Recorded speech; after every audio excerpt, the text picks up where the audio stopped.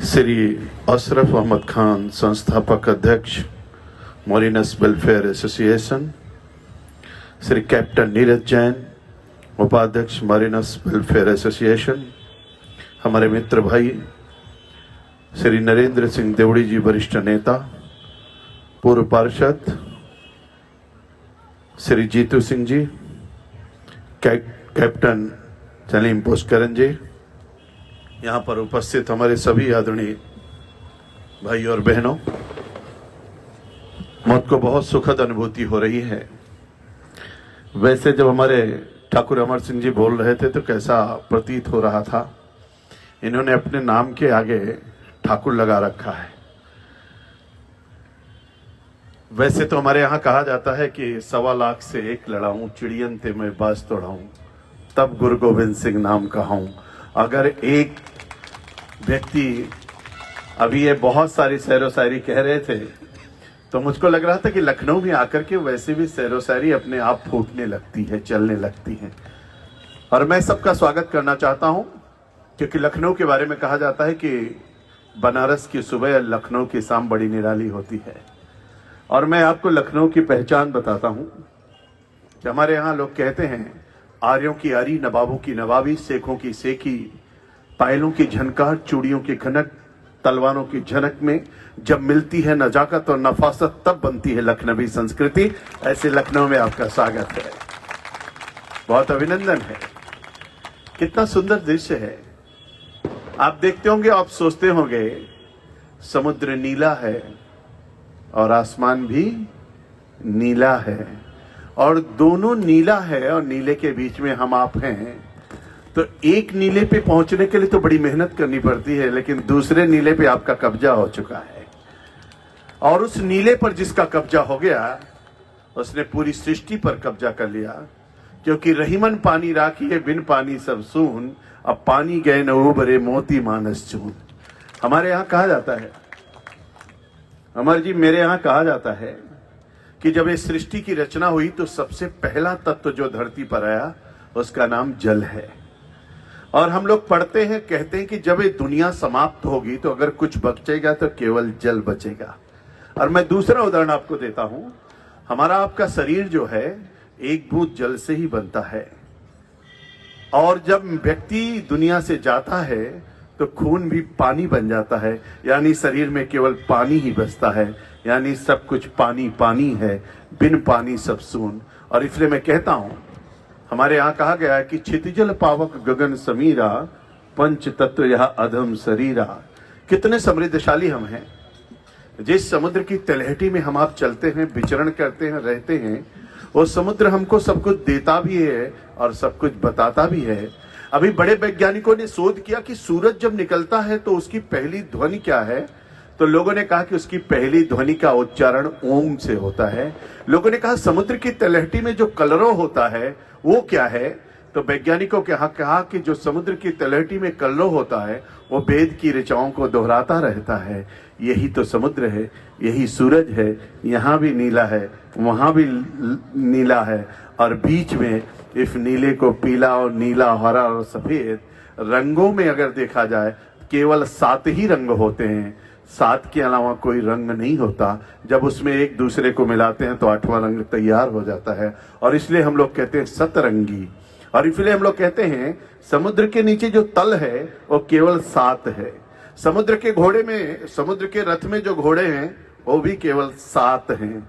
और हमारे आपके नदियों का जब नाम लेते हैं तो उसमें भी हम आप कहते हैं कि जो समुद्र बसने देवी के बाद जब दूसरा श्लोक पढ़ते हैं कि गंगा सिंधु सरस्वती च यमुना गोदावरी नर्मदा सिंधु कावेरी जलस्मिन् सन्निधि कुरु, उसमें भी 7 है। 7 ही ऋषि बताए गए हैं, 7 ही तारे बताए गए हैं, 7 ही तल बताए गए, 7 ही घोड़े बताए गए, और शादी में 7 ही फेरे लिए जाते हैं। और इसलिए हम कहते हैं कि साथ चलने का इरादा जब जमा हो जाएगा, आदमी मिले आदमी का कारवां बन जाएगा। तू किसी के पांव के नीचे तो रख थोड़ी जमीन, तू भी नजरों में किसी के आसमां बन जाएगा। और इसी बात को तो आप कह रहे हैं, इसी बात को आप कह रहे हैं कि हम सब साथ साथ हो जाएं, हम सब जुड़ जाएं, एक दूसरे के पूरक बन जाएं।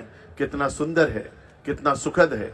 सब कुछ बढ़ाना चाहते हैं और साथ साथ चलना चाहते हैं। यही भारत की संस्कृति है। और समुद्र की लंबाई भारत के चारों तरफ कितनी है, तो इन्होंने कहा कि 7,500 किलोमीटर है। समुद्र देता सब कुछ है। समुद्र हमको विदेशी करेंसी देता है, भारत की आर्थिक स्थिति को सुदृढ़ करता है, विदेशी मुद्रा भंडार से हमारे मुद्रा भंडार को भर देता है, व्यापार को बढ़ा देता है, हमको रोजगार भी देता है और खुशियां भी हमारे जीवन में बिखेर देता है। और समुद्र की तलहटी में कभी आपने विचरण किया होगा, और ऐसी नावें जो बनी रहती हैं जिनके शीशे से नीचे दिखता है तो कितना सुंदर लगता है। तल तल में जाकर के देखते हैं। अभी मैं मॉरिशस गया था, हिंदी दिवस पर मैं चीफ गेस्ट था वहां पर। तो जब मैं वहां गया तो मैंने समुद्र की तलहटियों को जाकर के देखा। तो नाविक जब हमको घुमा रहा था और उसके नीचे जब मैं पानी में देख रहा था तो मन कर रहा था कि हे भगवान, इसी समुद्र के अंदर कोई मेरा भी घर हो जाता, इसमें हम लोग रह जाते तो कितना सुंदर लगता, अद्भुत होता, कितना दिव्य दृश्य होता। लोग कहते हैं, अमर जी आप जानते हैं और हम सब लोग जानते हैं कि दुनिया जो है उसमें जो कुछ भी हम देख पा रहे हैं उसमें 3/4 यानी 3 हिस्सा पानी का है और 1 हिस्सा ही हमारे लोगों का जो धरती है, बाकी सब कुछ है। यानी पानी हमारे ऊपर पूरी तरीके से हावी है। और पानी पर राज कौन कर रहा है? हमारे आप सब लोग उस पर राज करते हैं, उस पर रहते हैं। तो विजय की जो माला है वो आप सबके पास है। और इसीलिए तो मोदी जी ने कहा सागर माला बनाना है। यानी जब हम सागर माला बनाएंगे तो विजय माला अपने आप आ जाएगी। तो मोदी जी ने कहा सागर माला भी बनाना है और भारत माला भी बनाना है। भारत माला और सागर माला को दोनों को जब कनेक्ट करेंगे तो उन्होंने कहा कि अभी तो भारत के अंदर 2,40,000 लगभग 2.5 लाख लोग एक बार काम करने के लिए जहाज पर रहते हैं। इनकी संख्या बढ़ा करके हमको 5 लाख तक पहुंचानी है। यानी जब 5 लाख पहुंचाएंगे तो 5×15 यानी छुट्टी और उसको मिला करके 15 लाख पहुंचाएंगे। फिलीपींस को पीछे छोड़ेंगे, रसिया को पीछे छोड़ेंगे और नंबर 1 का भारत बनाएंगे और पूरे समुद्र पे अपना जाल फैलाएंगे। कितना सुंदर होगा। मेरे मित्रों, मुझको आज यहाँ आकर के बहुत आनंद की अनुभूति हो रही है और मैं देख रहा हूँ इतना सुखद वातावरण है, हर किसी के चेहरे चमक रहे हैं। जो पानी के नजदीक होता है ना, उसका चेहरा ऐसे चमकता है। पानी जरा सा भी कम हो जाए शरीर के अंदर तो शरीर में किसी प्रकार का कोई तेज बचता नहीं है, तो ले जाकर के ग्लूकोज चढ़वाना पड़ता है। कहते कि पानी कम हो गया है, डिहाइड्रेशन हो गया है, दिक्कत आ गई है। और जब हम पानी के बीच में रहते हैं, पानी को खूब लेते रहते हैं तो चेहरा चमकता रहता है, जीवन का आनंद बना रहता है। और इसलिए भारत की संस्कृति, भारत की सभ्यता, भारत का संस्कार, भारत का अध्यात्म, भारत की वाणी, भारत का विचार सब कुछ बहुत अद्भुत है। जब त्रेता में भगवान राम को लंका की तरफ जाना पड़ा तो आप उस पानी और समुद्र जिसमें हम आप रहते हैं उसी समुद्र के पास जाकर के उन्होंने विनय किया। लेकिन आप क्या कहते हैं, इन्होंने क्या कहा? अभी एक बहुत अच्छा समुद्र के बारे में इन्होंने बोला। मैं आपसे कहता हूं कि सुना है कि समुद्र को गुमान आया है, मेरी कश्ती वहां ले चलो जहां तूफान आया है। आप तो चुनौती देते हो, आप तो चुनौती देते हो कि सुना है समुद्र को गुमान आया है, मेरी कश्ती वहां ले चलो जहां तूफान आया है। आप डरते नहीं हो, घबराते नहीं हो। तो जिंदगी एक जंग है, उसे लड़ना ही पड़ेगा। जो लड़ नहीं सकेगा वो आगे नहीं बढ़ेगा। लोग कहते हैं, मीना कुमारी ने एक बहुत अच्छा गाना गाया। आप लोग थोड़ा एंजॉय करने के मूड में हैं, इसलिए मैं आपसे कहता हूं कि मीना कुमारी ने कहा कि जो इस जीवन को पा न सका वो भगवान को क्या पाएगा। तो हमारे बहुत यंग ऑफिसर्स हैं, बहुत लोग हैं, उन्होंने क्या कहा, हेमा मालिनी ने कहा कि वो जवानी जवानी नहीं जिसकी कोई कहानी न हो। तो फिर उसके बाद श्रीदेवी ने क्या कहा, श्रीदेवी ने कहा कि प्यार का खेल सब खेलों से जुदा है, मिलता है हार में भी जीत का मजा है। समुद्र के अंदर जब हम चलते हैं और लहरों से टकराते हैं और उस तूफान को अपनी आंखों से देखते हैं और उस पर विजय प्राप्त करने के लिए आगे बढ़ते हैं तो फिर अंदर से आवाज आती है हमारे सबके अंदर कि कुछ नहीं, इसके पार जाना है, अपने लक्ष्य को प्राप्त करना है। और जो समुद्र पर विजय प्राप्त करता है, जो समुद्र के माध्यम से आगे बढ़ता है, उसको जीवन में कोई कहीं रोक नहीं सकता। विजय उसके कदम चूमती है और उसके पास आकर के खड़ी हो जाती है। मैं इस बात को मानता हूं, मेरे मन में भरोसा और विश्वास है कि हमारे आदरणीय प्रधानमंत्री नरेंद्र भाई मोदी ने जो भी संकल्प लिया उसको उन्होंने पूरा किया। सागरमाला के 2 भाव हैं, एक तो सागरमाला से भारत की सुरक्षा भी करेंगे, समुद्र के रास्ते से कोई आएगा तो उसी समुद्र में ही वो रह जाएगा, आगे नहीं बढ़ पाएगा। इसीलिए सागरमाला है, और सागरमाला जब आएगा तो व्यापार का सृजन भी होगा, जल मार्ग भी बढ़ेगा, नदियों के जोड़ेंगे, और उसके माध्यम से अभी तो हमारे उत्तर प्रदेश में बनारस तक का रास्ता बन पाया है, प्रयागराज तक पहुंचाना है। अभी तो माँ गंगा में हम चल रहे हैं। उत्तर प्रदेश में बहुत बड़ी बड़ी नदियां हैं, आप घाघरा में जाइए, हर समय पानी का अद्भुत पानी।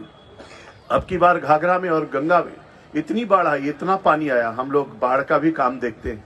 कितना 22 लाख क्यूसिक डिस्चार्ज किया राजस्थान ने। हमारे लोकसभा के अध्यक्ष कोटा में नावों से चल रहे थे।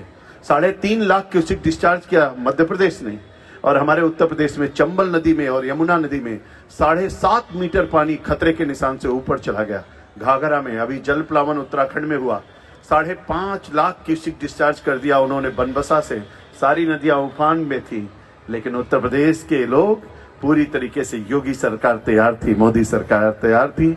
और अभी हम लोगों ने 5 नदियों को कल ही जोड़ा है, जिसको प्रधानमंत्री जी ने तोहफा दिया है। पूरे उत्तर प्रदेश को जोड़ेंगे, जलमार्ग बनाएंगे, रोजगार का सृजन भी करेंगे, व्यापार भी बढ़ाएंगे, और विदेशी मुद्रा भंडारण से अपने भारत के मुद्रा भंडारण को भी भरेंगे।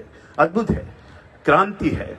और इन जीवन के जो पहलू हैं, मैं तो सबसे पहले कहता हूं, पूरा संसार और सृष्टि की रचना में सतयुग बीत गया 17,28,000 वर्षों का, त्रेता बीत गया 12,96,000 वर्षों का, द्वापर बीत गया 8,64,000 वर्षों का, कलयुग के बीत गए 5,121 वर्ष, और देखते देखते 1,98,58,85,120 वर्ष बीत गए सृष्टि की रचना के। तब भी भारत था, आज भी भारत है, और आगे भी भारत रहने वाला है। इसलिए हम छा जाएंगे। अभी तक 5 लाख की कल्पना कर रहे हैं, फिलीपींस की, रसिया को पिछाड़ने की बात कर रहे हैं। निश्चित रूप से मेरा भारत नंबर 1 पर रहेगा, और इस क्षेत्र में, मर्चेंट नेवी में, सभी क्षेत्रों में हम लोग क्रांति करेंगे।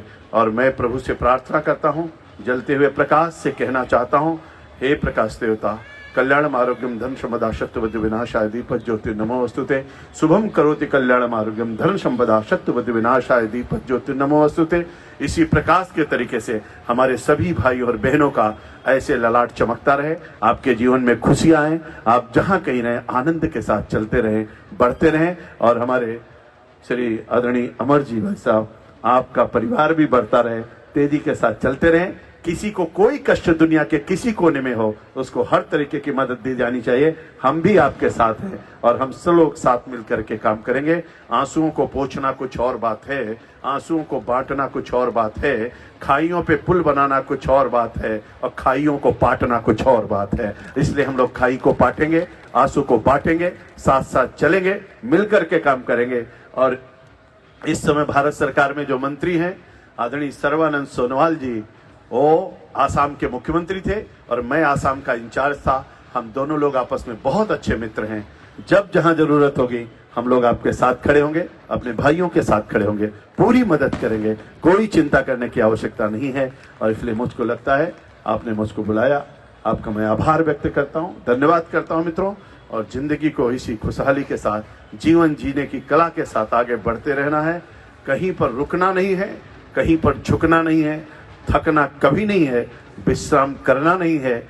और हम सबको इस बात को ध्यान में रखना है कि भगवान तुलसी ने रामचरितमानस में कहा है कि कर्म प्रधान विश्व करी राखा, जो जश करे तो तत्फल चाखा। दूसरी चौपाई उन्होंने कहा कि वही है सोई जो राम रुचि राखा, को करि तर्क बढ़ावे शाखा। तीसरी चौपाई उन्होंने कहा करई करावई भंजई सोई, उमा राम गति लखा न कोई। इसलिए हम सब लोग अभिवादन शीलस्य नित्यम वृद्धो अभिषेविना चत्वारितश्च वर्धन्ते, आयुर्विद्या यशोबलम, इस भाव के साथ चलेंगे। और आप सबको इसी भावना के साथ ढेर सारी शुभकामनाएं, बहुत बहुत बधाई, बहुत बहुत धन्यवाद। आपका बहुत बहुत धन्यवाद भाई साहब, सभी हमारे पदाधिकारियों का बहुत धन्यवाद कि आपने हमको बुलाया। आप सबको नमस्कार, वंदे मातरम, जय हिंद।